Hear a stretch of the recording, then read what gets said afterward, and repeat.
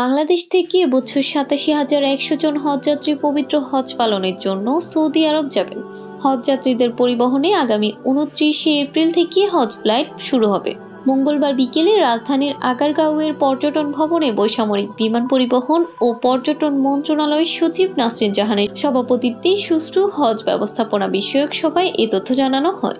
সভায় আরও জানানো হয়, আগামী ২৯শে এপ্রিল থেকে হজ ফ্লাইট শুরু হবে, চলবে আগামী ৩১শে মে পর্যন্ত।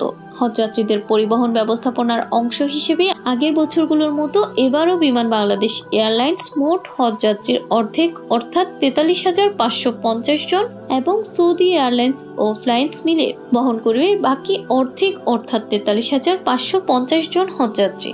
এবছর হজের উড়োজাহাজ ভাড়া নির্ধারণ করা হয়েছে জনপ্রতি ১,৬৭,৮২০ টাকা। সভায় ফ্লাইট শিডিউল, বিদেশে রেজিস্ট্রেশনকৃত বাংলাদেশিদের হজ ফ্লাইট, প্রতিটি ফ্লাইট পরবর্তী যাত্রী সংখ্যা ও অন্যান্য তথ্য পোর্টালে আপলোডকরণ, হজযাত্রীদের লাগেজ ব্যবস্থাপনা পর্যালোচনা ও হজযাত্রীদের পরিবহন সেবা নিশ্চিতকরণে যথাযথ পদক্ষেপ নেওয়ার সিদ্ধান্ত গৃহীত হয়।